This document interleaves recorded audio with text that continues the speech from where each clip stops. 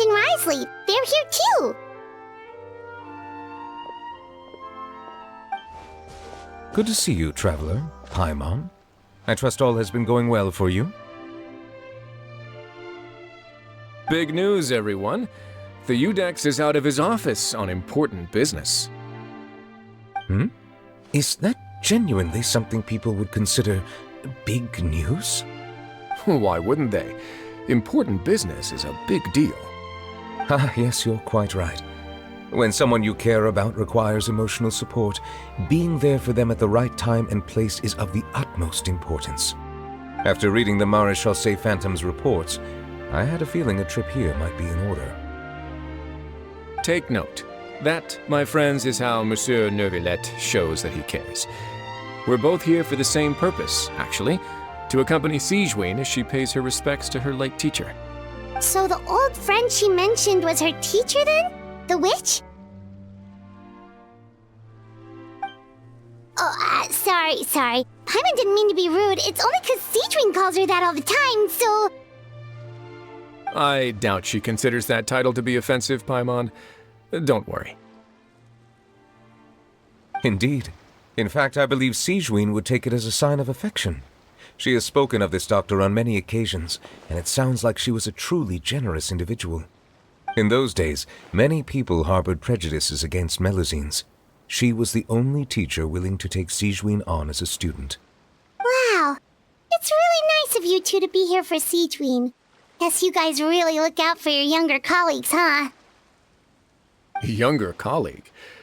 Well, that might be true for the Udex, but I'm not sure I can say the same. Sigewinne served a sentence in the fortress of Meropide hundreds of years ago, and after she did her time, she decided to stick around. She's been an integral part of our administration ever since. Strictly speaking, the head nurse has been around longer than most people in the fortress, myself included. Pretty sure that makes me the younger colleague. She served a sentence? Yes. Long before I became Udex, there was an ancient law in Fontaine that prohibited any attempt to transform another species into a human.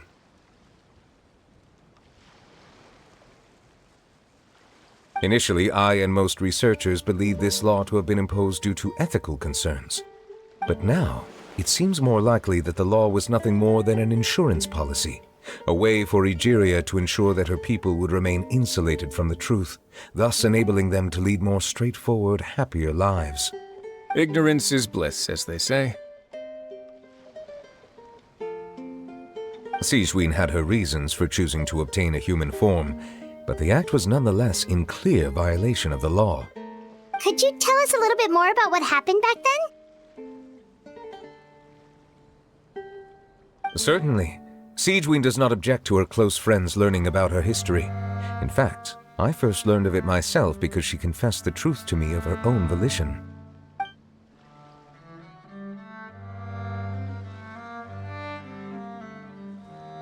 Even with their daughter so ill, they kicked you out? Stubborn as always. And prejudice isn't a disease I can cure either.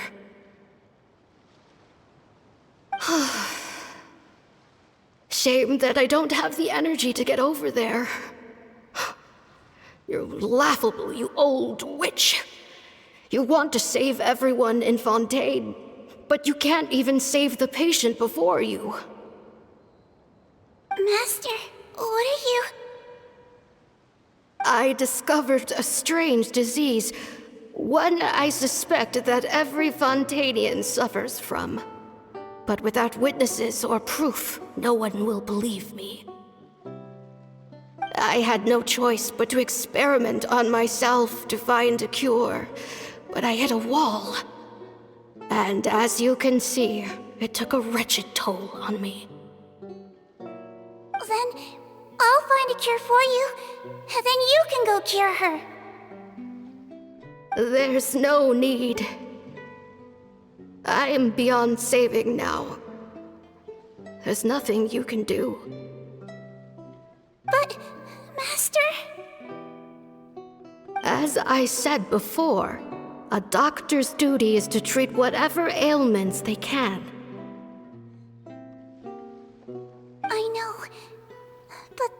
trust me at all.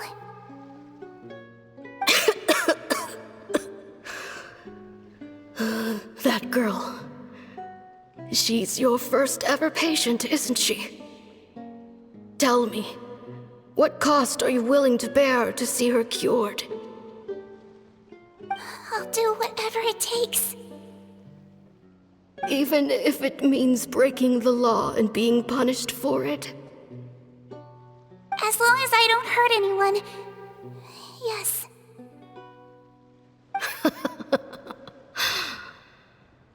Spoken like a true student of mine.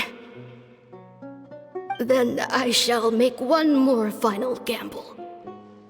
And see my experiment through to its end. Leave me for now, and come back in 2 hours. If I am able to work this miracle, then I will have found a way to save all Fontanians, and I shall be able to help you treat that girl. If not, then it means there is one more disease in this world that I cannot treat. In that case, do not come looking for me. I will leave you a parting gift. An accidental discovery happened upon through my study of this strange disease. It has little use, but it will at least help you cure this one patient you can reach.